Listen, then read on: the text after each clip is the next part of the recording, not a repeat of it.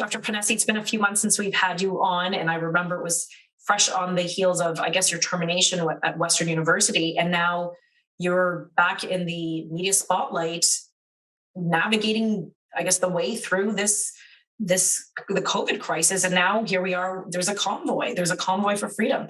What would you make of this protest? Does it carry a lot of weight? Well, I think it's fascinating. I was in Ottawa 2 weekends ago now, I guess, the first weekend. So I was there the Sunday after they arrived.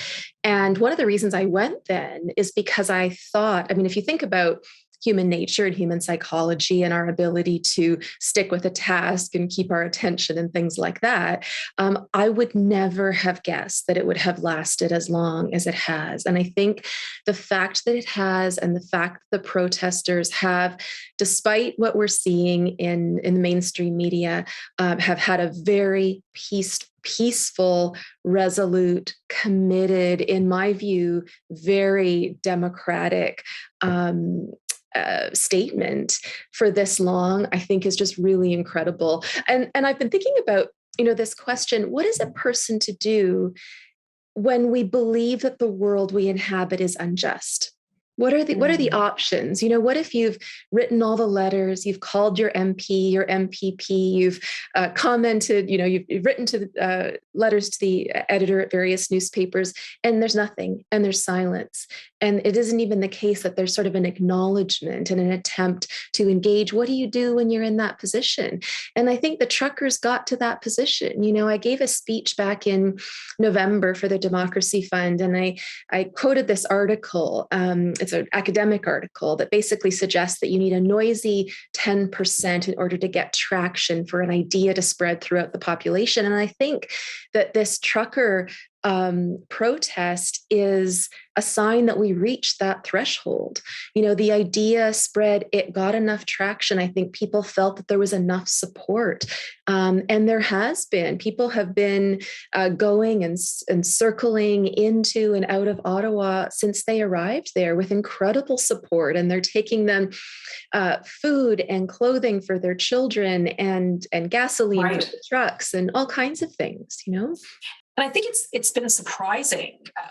I'm a child of immigrants in this country, and I know my parents always said, well, Canada's very calm, peaceful, easily satisfied. There's not really any upheaval here, and for Canada to now be this focal point for the world, it's shocking to me. And in some ways, I'm so happy because, I love Canada, and I want us to embrace our identity, and that is freedom and democracy. So to see Canadians kind of come together, and in this way, and in this case, it's a fight for the truckers, a fight for freedom. But it's still the way you look at it. I love it when people protest, whatever cause, even if it's a cause I don't believe in. They're exercising their freedom and their democracy, and I love to see that. So I don't know. It brings joy to my heart to know that people are exercising their democratic rights. Well, it's interesting you say that, if your parents were saying that Canada is kind of this calm, peaceful place. Well, yes. And I'm someone who was, born here, and I never thought we would see something like this, that we would need to see something like this. But sometimes I think we trade off peace for complacency. And that we gradually give away too much for the sake of holding on to that politeness and that sort of tolerance between people, because tolerance can hide a lot that's going on, that's bubbling under the surface, right? And I think we're seeing now that a group of Canadians who, generally speaking, have been very, fit that mold, who have been very, very calm, polite, kind to one another, just want to get along, are saying, this is a step too far, government. It's too much. And fellow citizens, you're asking too much of us. And as you probably know and have seen, this is really not about vaccination for the truckers. This is about mandating, right?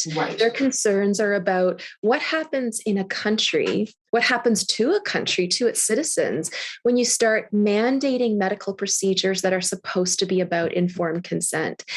And, coincidentally, I was just reading through some news stories this morning, and there was I think because of the protest situation, and there was an article about, the history of nonviolent protests in the past. And of course, it discussed Martin Luther King, and he said, I think it's something like this: the strong man is the man who will not hit back, who can stand up for his rights and not hit back.